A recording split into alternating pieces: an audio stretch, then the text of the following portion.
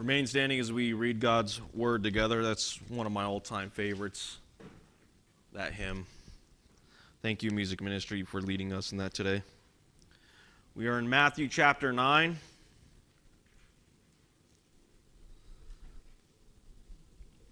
Matthew chapter 9, and today we are looking at verses 14 through 22.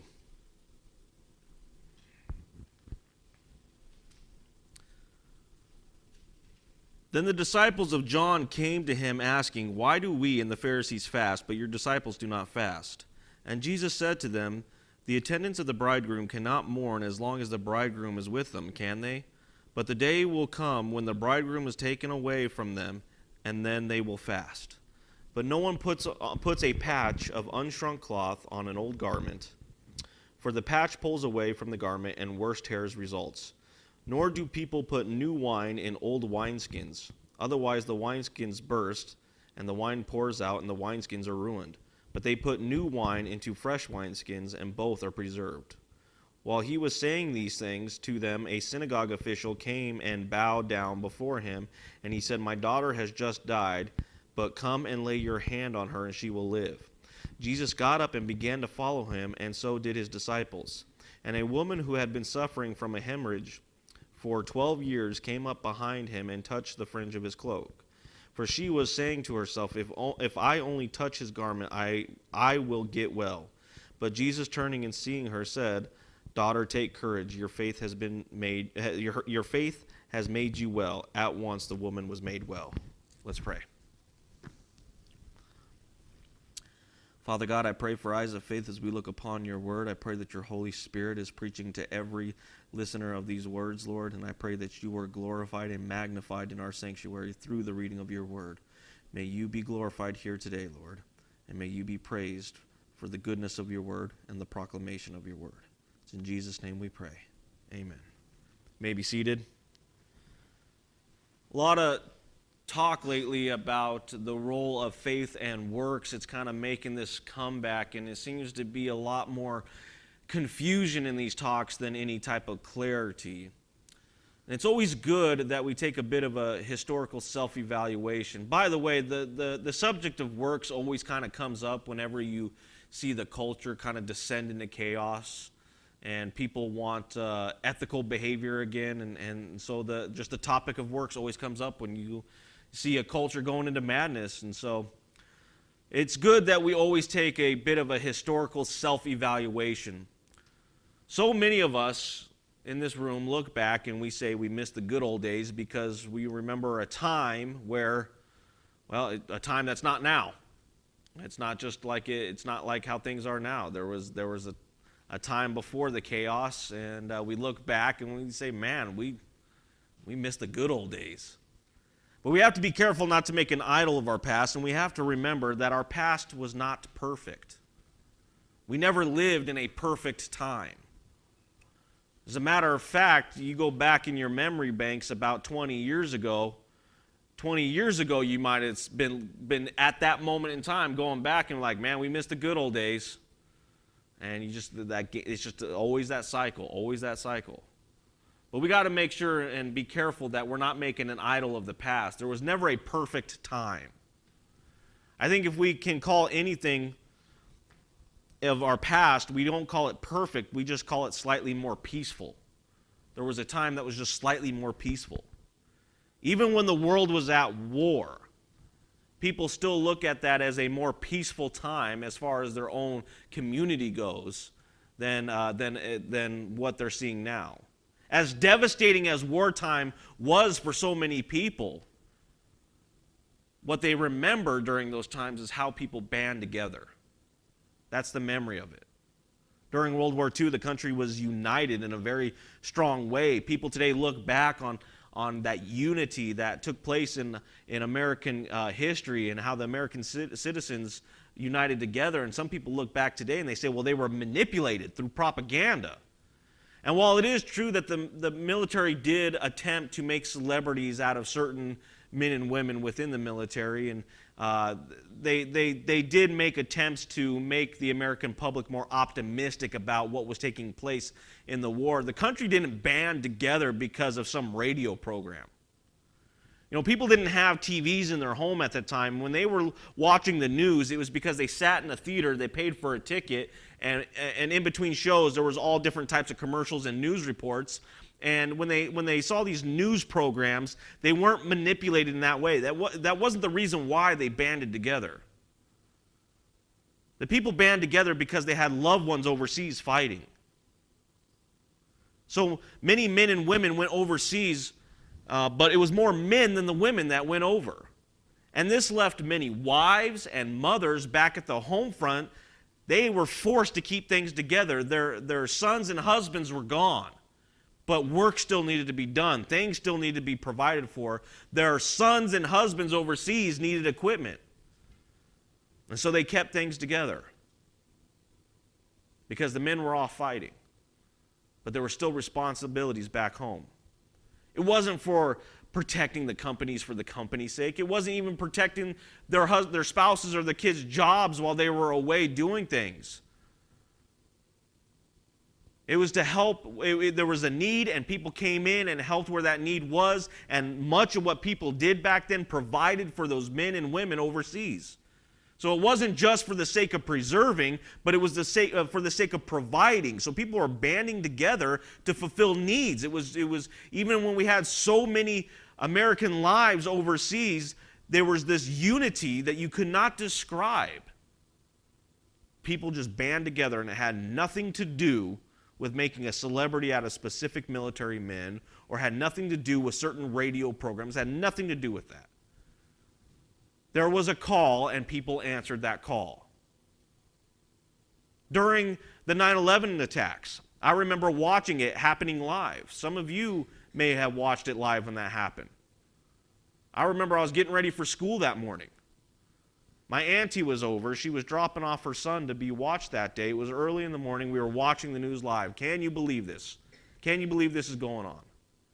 I still remember the scream that my auntie let out when that second plane hit the tower. She let out a very loud scream when that second plane hit. I'll never forget it. I'll never forget going to school that day. I was in high school when that took place. I'll never forget going to school and how much fighter jet planes were hovering over us all the time that day. I'll never forget my grandfather when that second plane hit. Immediately he said, and after that scream, he said, "We're under attack." Those are his exact words. This is a man who still had World War II in his memory too.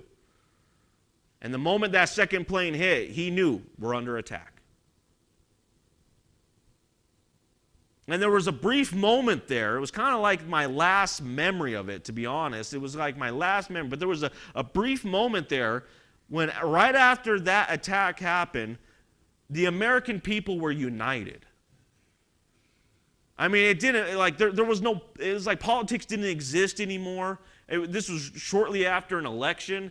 If you guys remember during that time, it was the big recall thing, the recall in Florida that was being talked about. And there was a lot of heated politics. That all disappeared. And it wasn't just with one president, too. You had Giuliani being the mayor of New York at the time, and he had a lot of opposition as well. Just all of that faded away for a brief moment.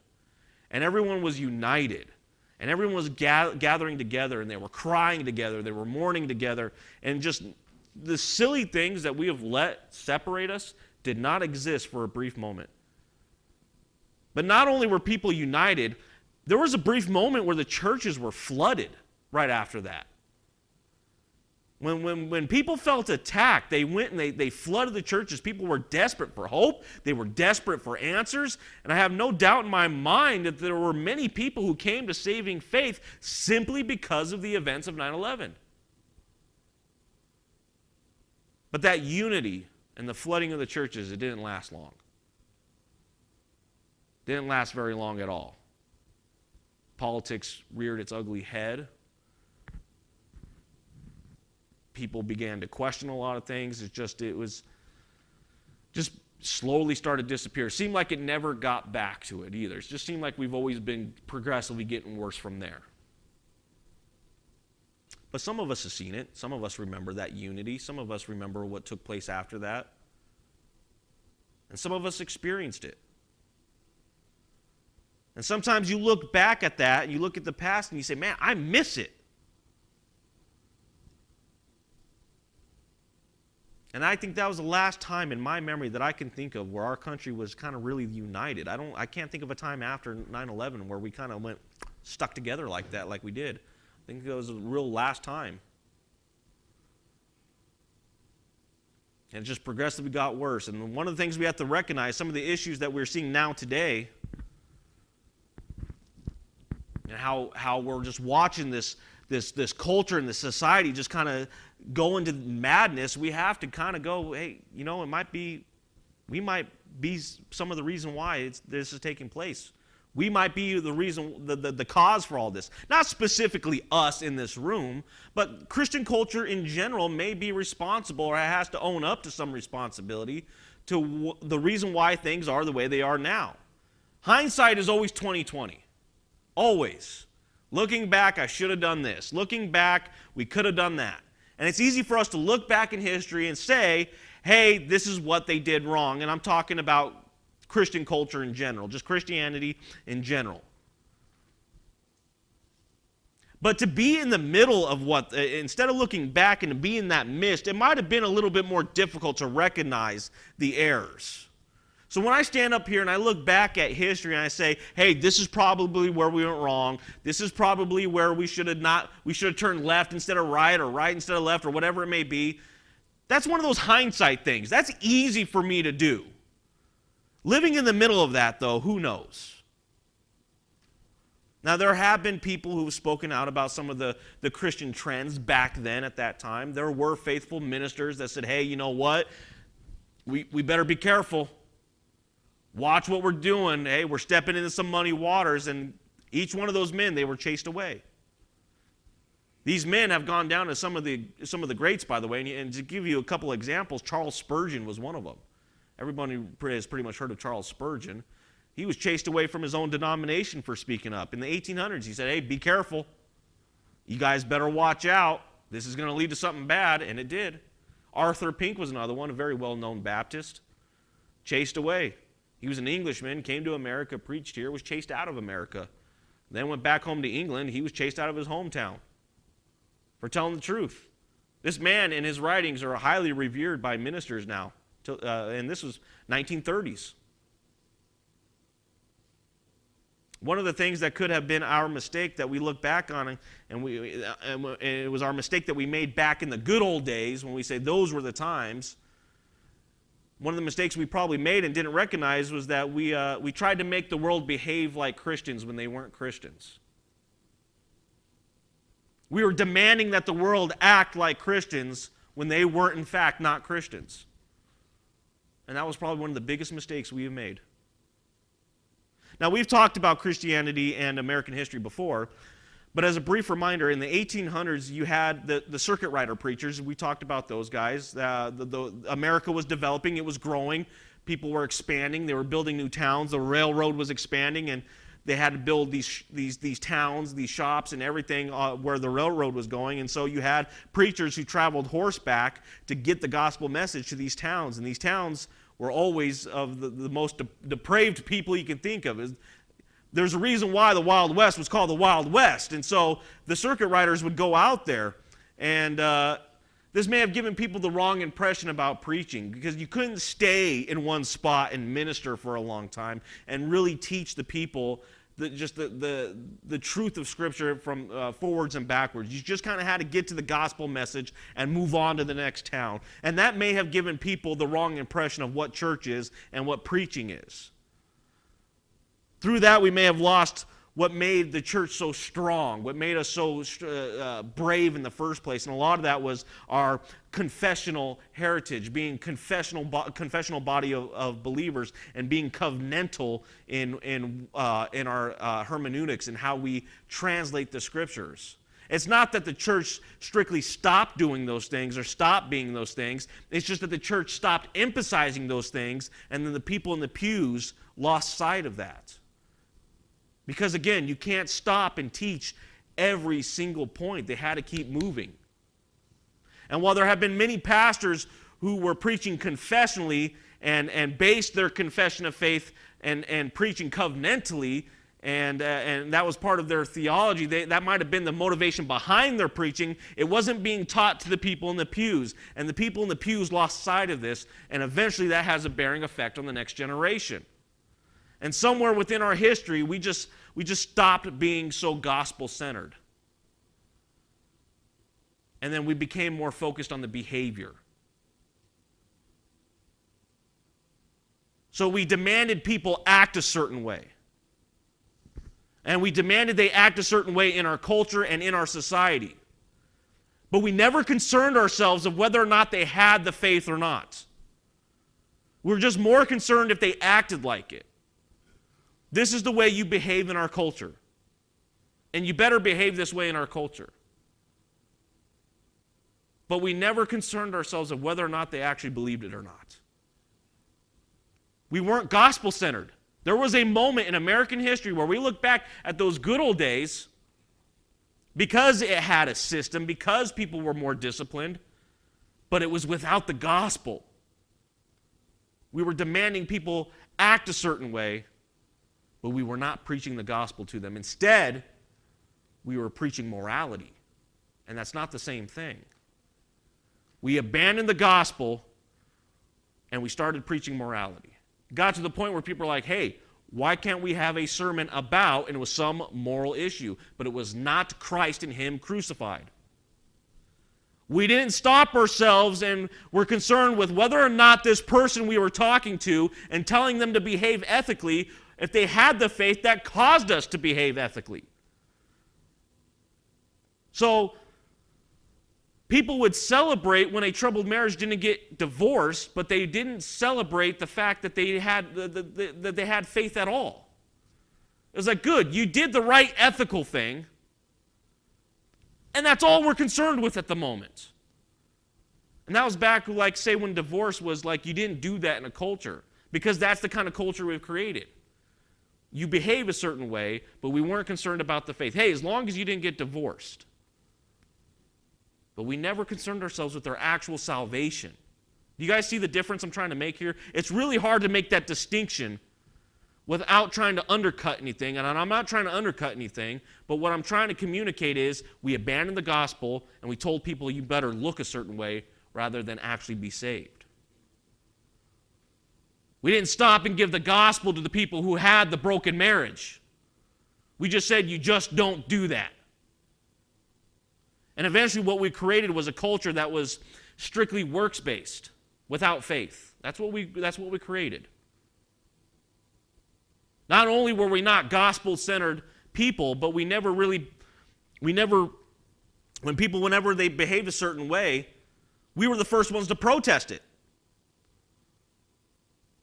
Whenever we saw something we didn't like when the television started to come in or when things were said in the public eye, it was always the Christians the first one to protest that.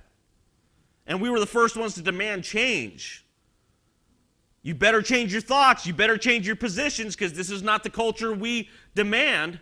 But we never gave the gospel. We never told people why we are demanding that. We just said, you do it. We were the thought police at one point.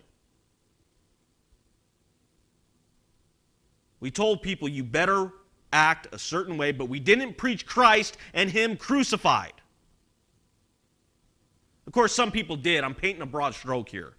I'm painting a very broad stroke. There was always faithful ministers back then. I'm just painting a broad stroke of what was happening culturally by the bigger picture of it.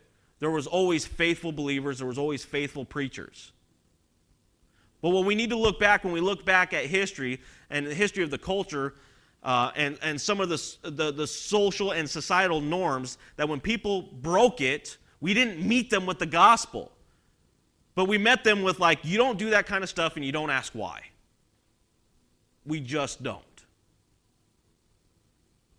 And that mentality reached a pinnacle point in the 1950s and early 1960s. That was probably the height of a culture going like, you don't act a certain way. But by the late 1960s, what happened? A mass rebellion. A mass rebellion took place like that. Just suddenly, an entire nation goes into a mass rebellion. And then they started to use the tactics that they learned from their Christian parents. So they protested. They demonstrated. They demanded. And the world conformed to what they wanted.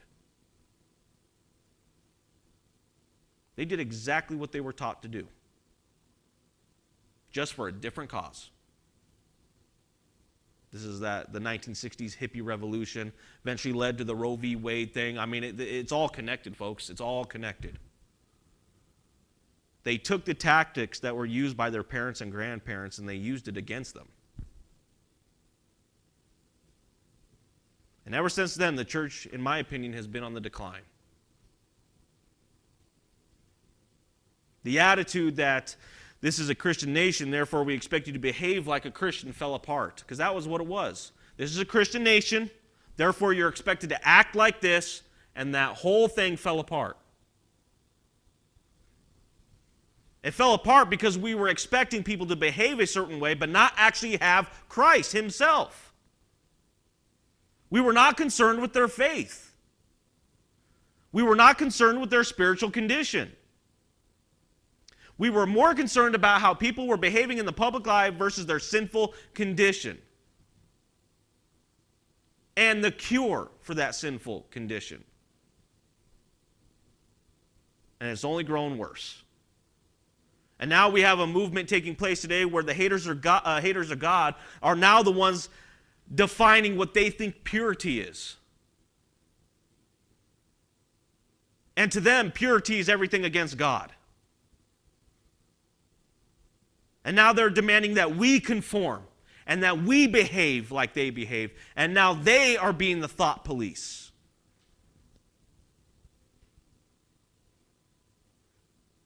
They use the same exact tactic. They're not concerned with anything about me. They're just concerned that I act their way, that I think like them, that I look like them. And there is so much confusion and chaos taking place out there, and I see a lot of good people getting caught up in that confusion. They get caught up about it. And when they see this world going into madness, then the roles of works, it begins to get confused, and they kind of want to go back to them good old days. Hey, can't we just push that on people again? Back when things were a bit more peaceful? Problem is that our modern age and our modern advancements has not made life easier. It's actually made life quite more difficult. There was a point in time when, people gathered in churches or in bars, and the real crazy people, they stayed home in their basements. They didn't go out in the public. They didn't mingle in the public. But then technology advanced. Now we have the internet. Now we have chat rooms. And now the crazy people that would have stayed in their basement are now organized and they're able to have their own community. And now we got crazy on top of crazy on top of crazy, only getting crazier. This modern age has made it difficult to minister to other people when some lunatic on YouTube makes a video and someone's persuaded by it just simply by viewing it one time. And then suddenly somebody views that video one time and now they are an expert on why the earth is flat.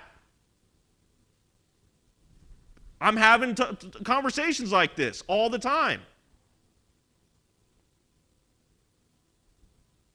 And now the church is in position to defend certain things that I don't think they have ever imagined they had to defend. But not only that, we have to defend certain things that we kind of thought we were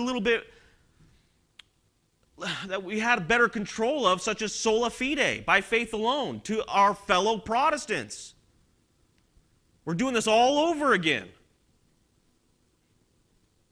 Because we never stuck with the fundamentals of the faith. We just never stuck with it.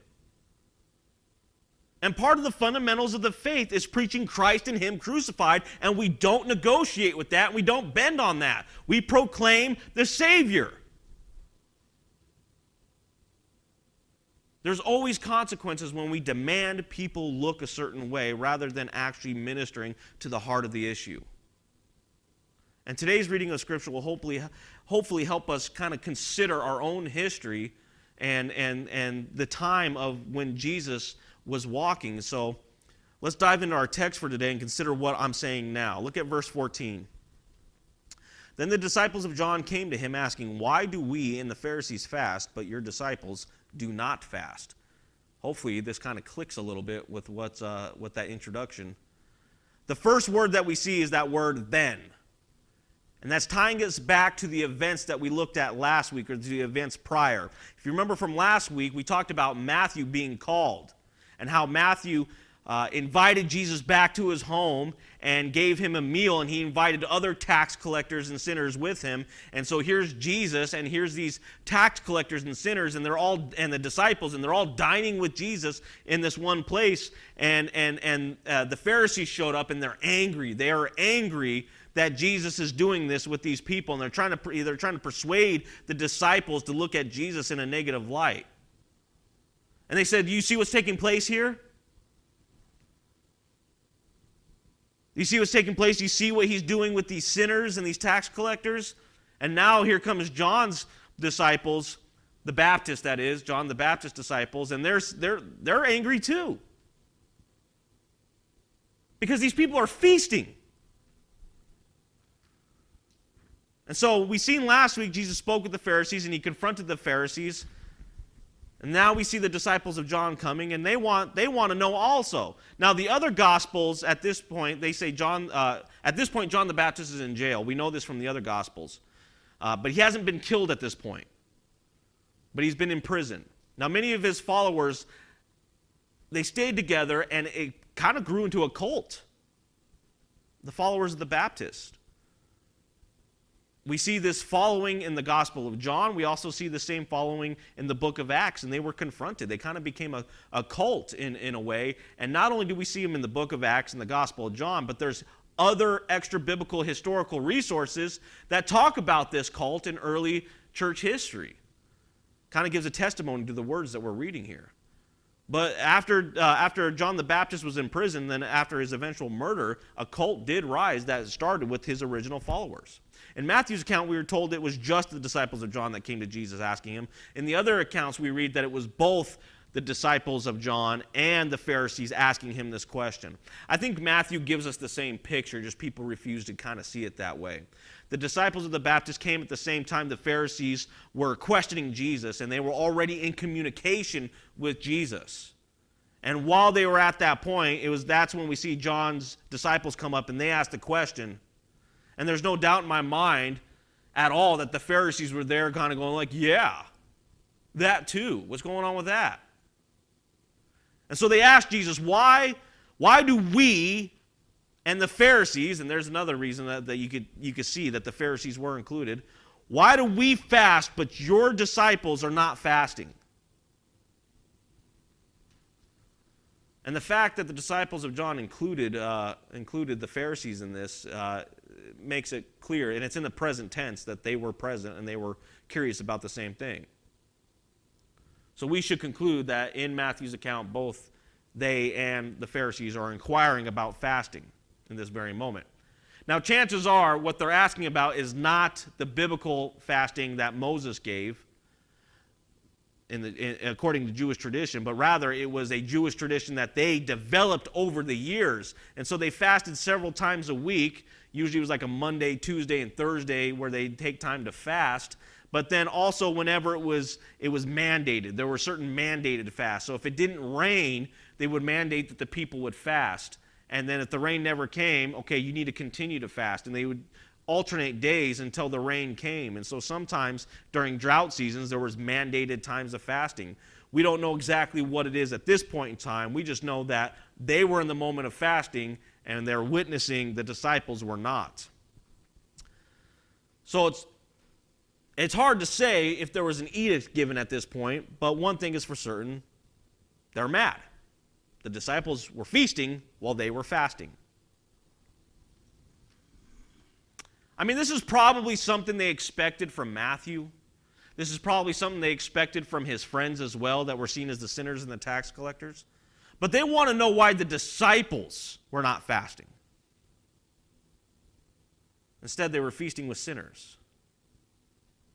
And remember what I said last week. Whenever the world sees us come to the Lord's table, when they see us dine with Jesus, they are angry. And here we got these followers of the Baptist who John the Baptist revered Jesus, said, he's the one I'm speaking of. This is the one that John the Baptist proclaimed, and he was that voice in the wilderness saying, make way. Make way for the Lord. Make way for the Lamb of God has come to take the sins away from the world. The very one that the Baptist himself proclaimed, even his followers were angry at him and his disciples for doing such thing. And this is the response from our Lord. Look at verse 15. And Jesus said to them, the attendants of the bridegroom cannot mourn as long as the bridegroom is with them, can they? But the days will come when the bridegroom is taken away from them, and they will fast. The response that Jesus gives kind of gives some very historical value. It's just a wonderful response. First of all, the literal translation for what he says is the children of the bride chamber. That's the literal translation. The children of the bride chamber, or the sons of the bride chamber. These were referred to by the closest friends of either the bride or the groom. It was said that the bride would not go into her chambers unless she had her maidens with her, and likewise with the groom as well. He would not go into his chambers unless he had his friends with him, his closest friends. They did not enter. So they were called the children of the bridegroom chambers, or the children of the bride chambers. And likewise the young men followed. Now Jewish weddings were not like our weddings. They were week-long celebrations. And you celebrated that entire week. Your community celebrated that entire week. Not all of Israel, but your little town celebrated that entire week. So it was a week-long celebration. It wasn't just one day or an evening. It was an event that meant to be celebrated, and therefore you cannot mourn during a time of celebration. And so in Jewish culture, weddings were off limits of the fasting mandates, or any time that was fasting. You did not have to fast if you were in the middle of a wedding season, because that was a time of celebration, not a time of mourning. And that's what fasting is. Fasting is a sign of mourning. It was a sign of sorrow. It was a sign of obedience to get what you needed, a sign of repentance because something in your life or in your land was off, and you need to show sorrow somehow to make things right. That was kind of the thought behind it. So if you were a part of this wedding festival, you were no longer obligated to fast because you're not in that state of mourning, but you're in a state of celebrating. And this is the response that our Lord is giving to the disciples of John the Baptist and to the Pharisees. This is not a time of fasting. This is a time of feasting. This is a time of celebration. Whenever they are with the bridegroom, they are to feast, not mourn. That's the point behind what he's trying to make. Because he is there, it is a time of celebration. Then Jesus informs that the days will come where the bridegroom is taken away from them. And now already we see Jesus is talking about his crucifixion. And he's informing them there's going to come a time where the bridegroom is going to be taken away. And when that time comes, they will fast. Now understand something here. This is not a command.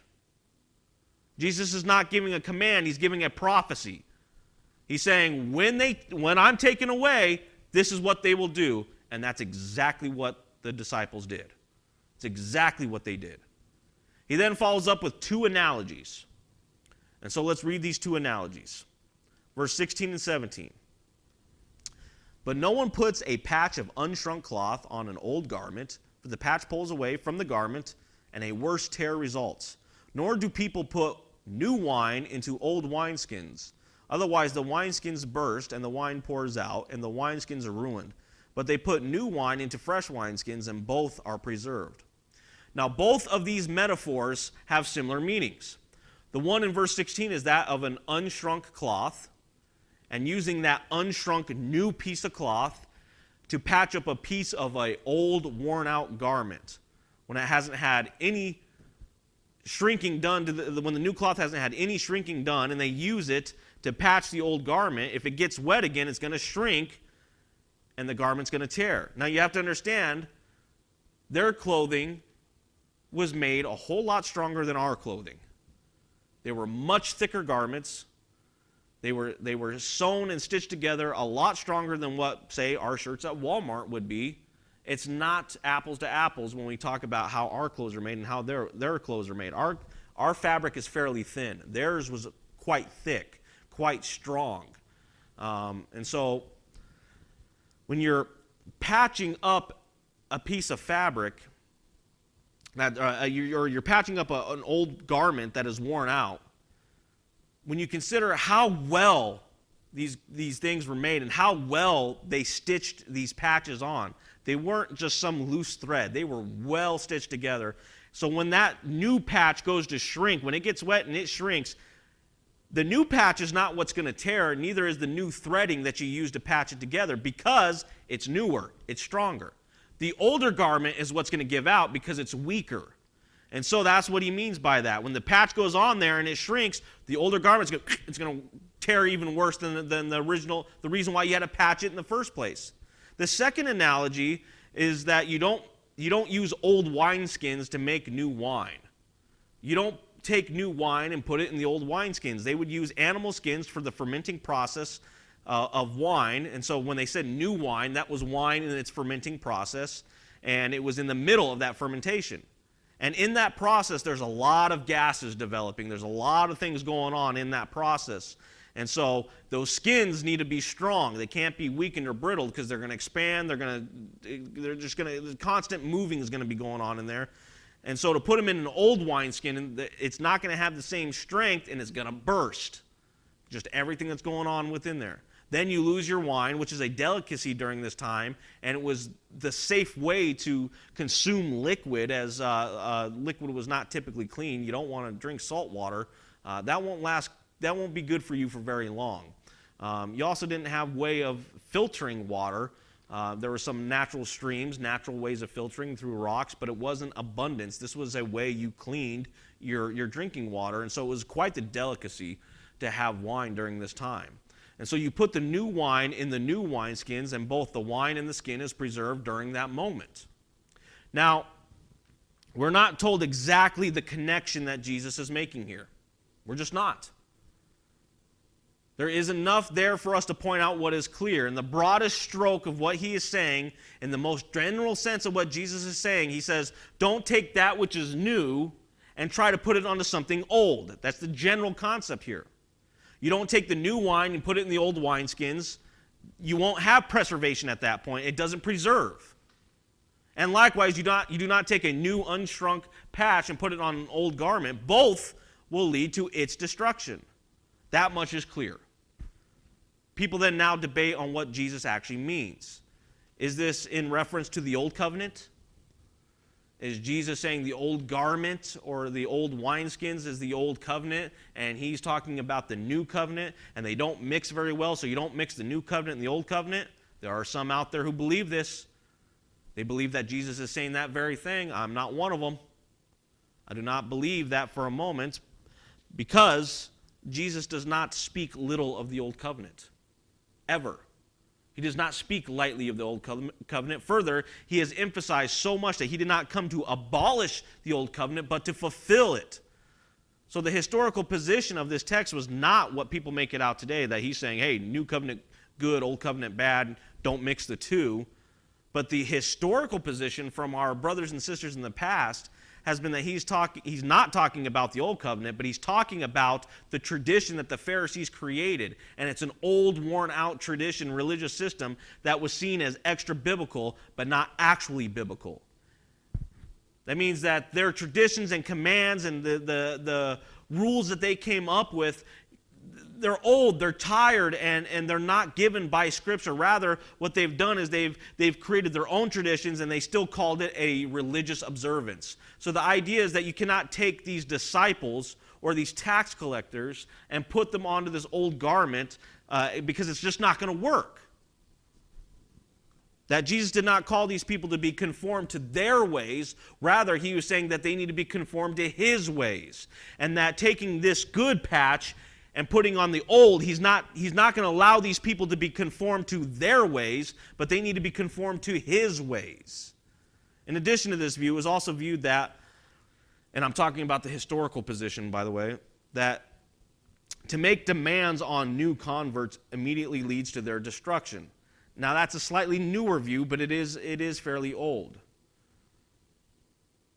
So to take this and apply the covenant of grace, apply the church of the new covenant to do this, the idea behind the historical position is that whenever you lead someone to Jesus, as far as this other historical position goes, whenever you lead someone to Jesus, you cannot immediately demand that they act like us, the more mature ones, that they behave more like the mature ones, that they respond just like the more mature ones, but you got to walk them in their faith. You can't take this new patch and put it onto an old garment. It could be to their destruction.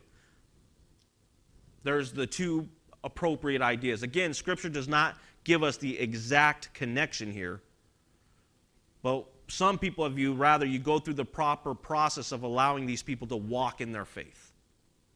Now, one thing is for certain is that we are seeing a group of people who are concerned about the physical actions of others. They're concerned about the outward expressions and not concerned with the spiritual condition at all. The disciples of the Baptist was not concerned with their heart in any way. They came and said, hey, why are these people not doing what we are doing? And it reveals their heart. They're not concerned with whether or not they have authentic faith.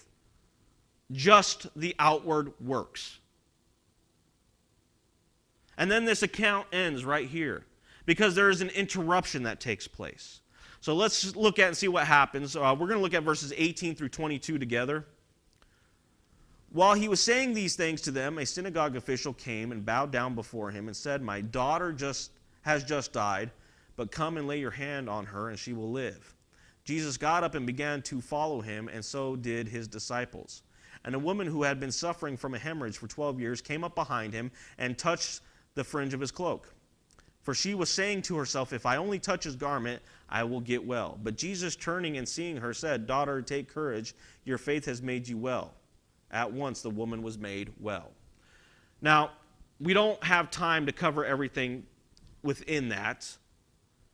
This is going to kind of be a two-parter. And we're gonna look at that section a little bit more again next week. But what we are witnessing here is a contrast, and Matthew is doing this deliberately.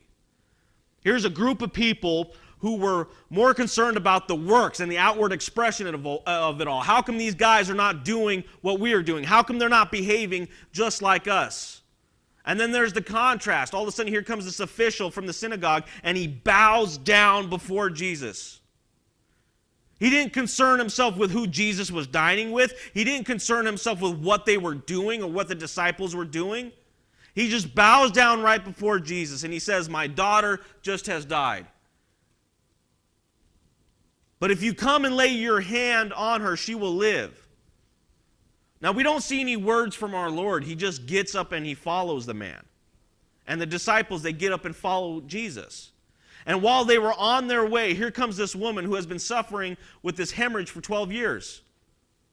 And in her mind, she's like, if I could just touch his cloak, that's it. I will be made well.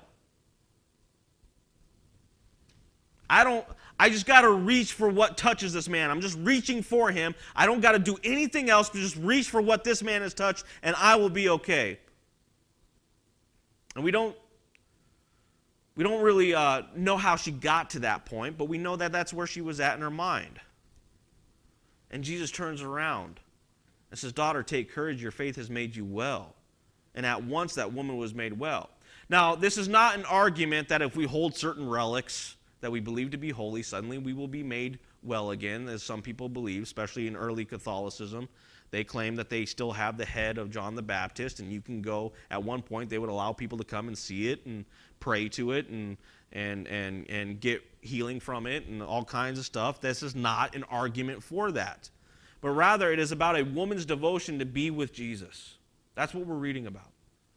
Again, we read about this before, but it's get to Jesus at all costs. He has a large crowd following him. It is really hard to get to him, and it's get to him at all costs. And if I could just touch his garment, then I will be made well. And the reason why she has this kind of thought is because he's hard to get to in the first place. So break through the crowd, break through the nonsense, and just reach out and touch his garment just once, and I'll be made well. But there was a lot of faith is what we read about. It wasn't her actions that made her well. Jesus said, your faith has made you well. It wasn't about the garment, it was about the man.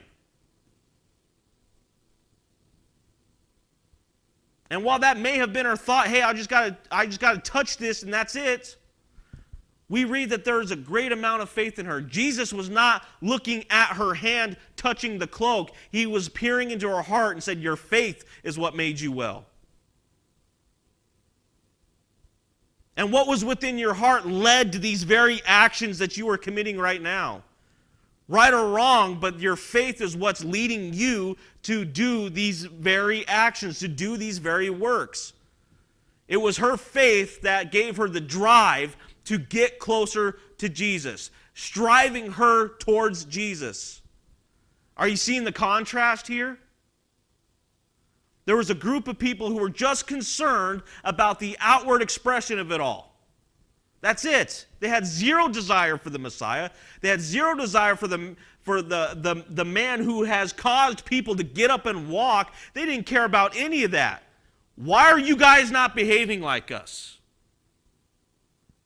They had their eyes focused on everybody else. This is the way you behave in our culture. Why are they not behaving like this?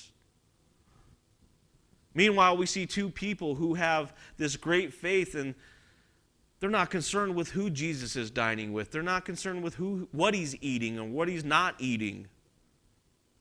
They're not concerned with what the disciples are doing.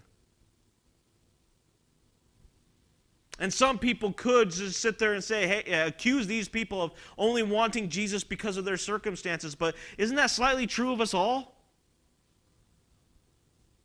I mean, doesn't our desire to get closer to Jesus increase when we are in a situation that is just very hard, when we are in a time of despair?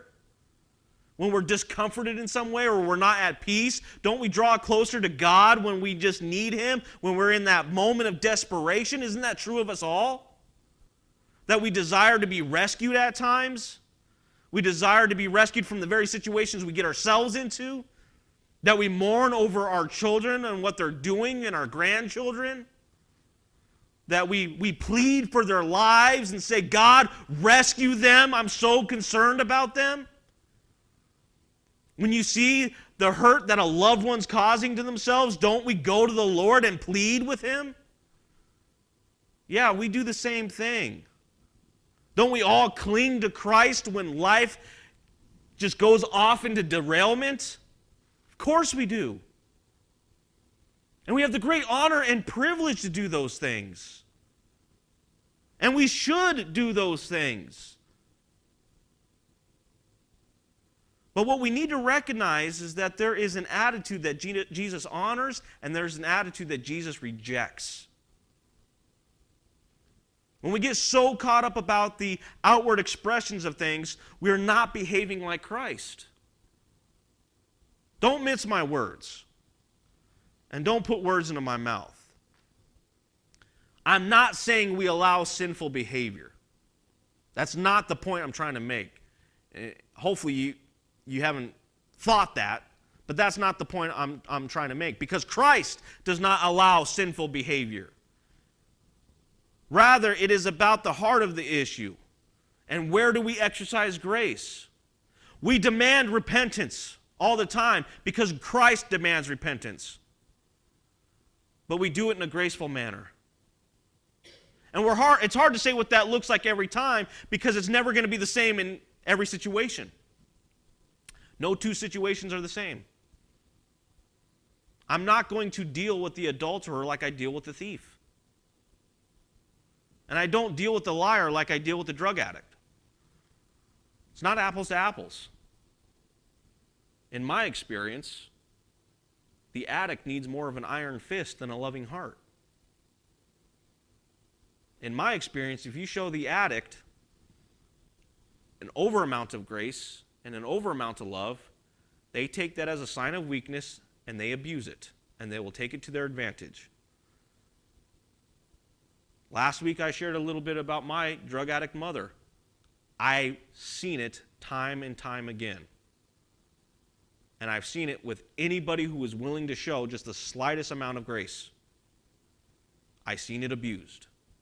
I learned that the addict doesn't respond that way. They take advantage of it. They need more of an iron fist. That's not true of everybody, though.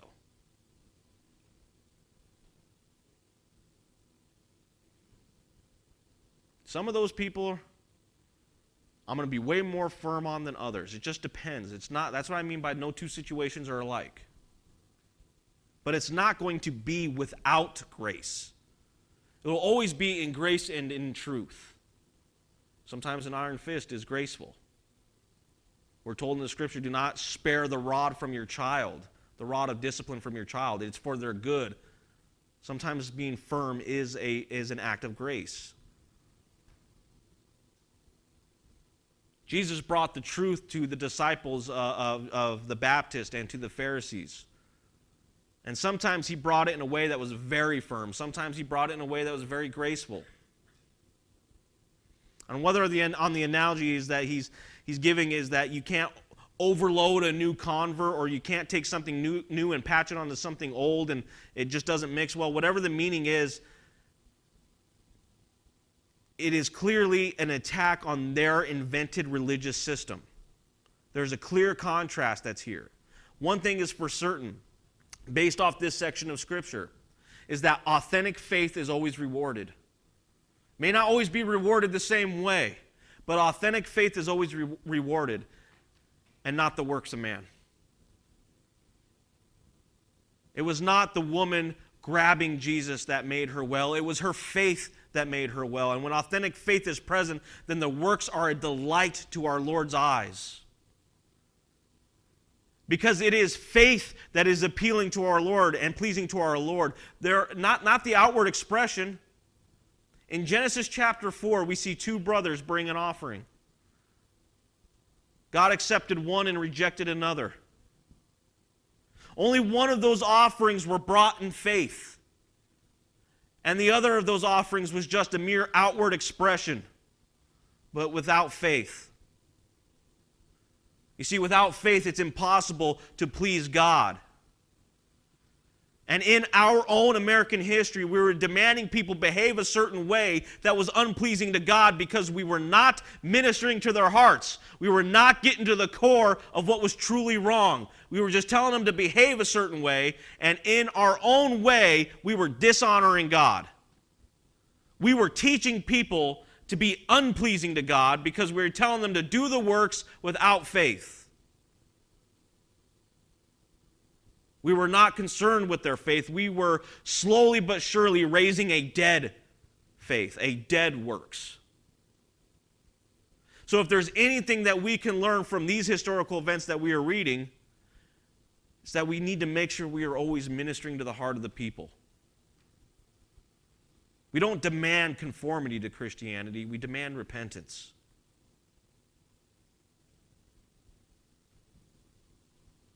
We need to be ministering to the heart of our children and our grandchildren. Of course we want them to behave ethically. And of course we want ethical people in our culture. But we cannot demand ethical behavior apart from faith. We can't demand ethical behavior apart from Christ. And we can never assume that our loved ones are saved simply because they are our loved ones. Folks, Christians have children that have gone to hell. Christians have had spouses that have gone to hell. Christians have had grandchildren that have gone to hell. Never for a moment assume just because you are the one that is close to them that they are saved. Be concerned with their heart. Be concerned for their salvation. Be concerned for their actions as well. Because if you do the opposite, simply assuming that they belong to you, that they must be saved, you are unintentionally raising dead faith. Or unintentionally encouraging dead faith. Something that will lead to their destruction. Always be preaching Christ and Him crucified. Always be pointing them to the Savior. Always be pointing our culture to the Savior. Now, I got to make another distinction here. This does not mean that we should not be striving to make biblical values our national values. I'm not saying we should stop doing that as well, because I very much believe that we need to be working hard to make our biblical values the national values as well. But we must be gospel-centered is my point. We must be Christ-centered when we do these things is my point. We can't demand, and we shouldn't demand, that they conform to these ethical behaviors without giving them Christ. Always be giving them Christ. Don't assume they have Christ. Don't assume because they're acting a certain way they have Christ, but always be giving them Christ. Who remembers Coral Ridge Ministries? James Kennedy, Dr. James Kennedy. Wonderful preacher. I miss that ministry very much. You could go back and hear some of the old stuff, and I often do. Coral Ridge Ministries was out of Florida. He was a very patriotic man, Dr. James Kennedy. He was a good friend to R.C. Sproul and John MacArthur. He died much earlier than R.C. did, but I always loved when he told a story about meeting his wife for the first time. She was a receptionist at the church. And he just kind of got this position there. He was really new to the church. And he was talking to her, and she was a single lady, and he was a single guy. And he goes, "Hey, by the way, are you saved?" He asked a church member that. And she's like, "That's a weird question to ask. I work here." And he's like, "Yeah, but that doesn't mean you're saved. Are you saved?" And she goes, "Well, no one's actually asked me that question before." See, we don't ask other church people if they're saved. No one's ever asked me that question before. James Kennedy asked her, "Well, how do you know you're saved?" And she didn't have an answer. A woman who was raised in the church and then even working at the church, and here's Dr. James Kennedy, before he was known as Dr. James Kennedy, and he asked her this question. When she couldn't answer, he gave her the gospel message.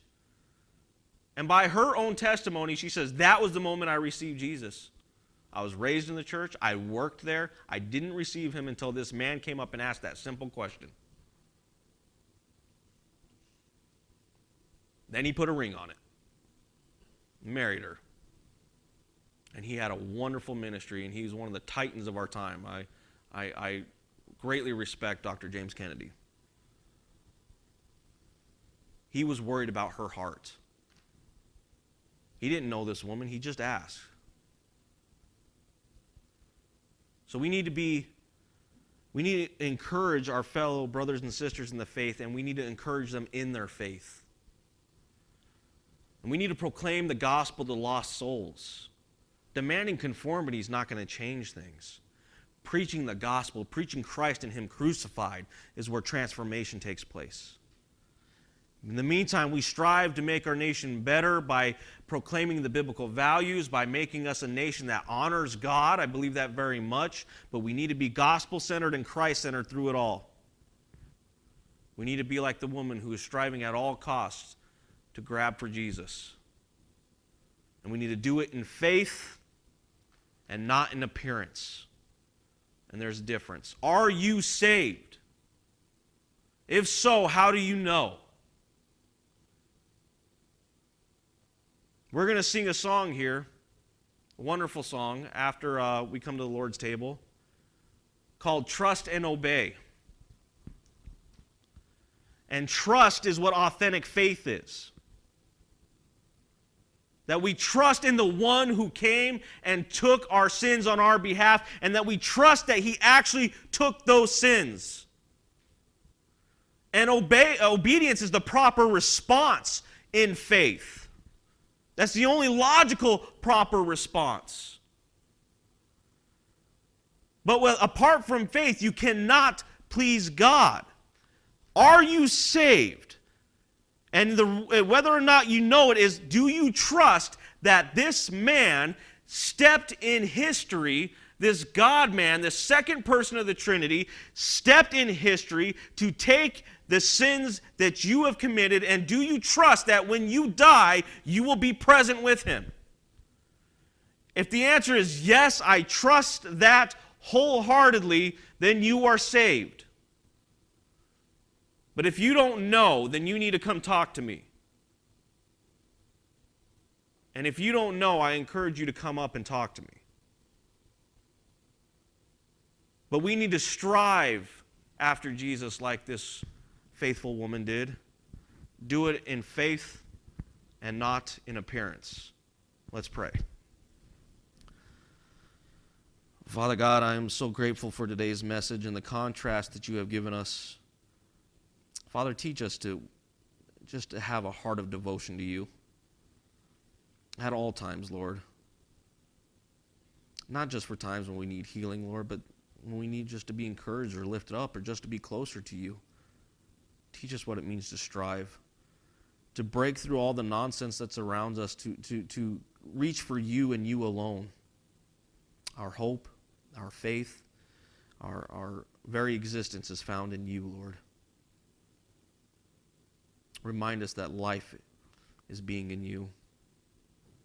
It's not our relationships. It's not going to work 5 days a week, 6 days a week. It's not making money. It's not trying to have a house. Lord, life is found in you and you alone, and it's about a relationship with you.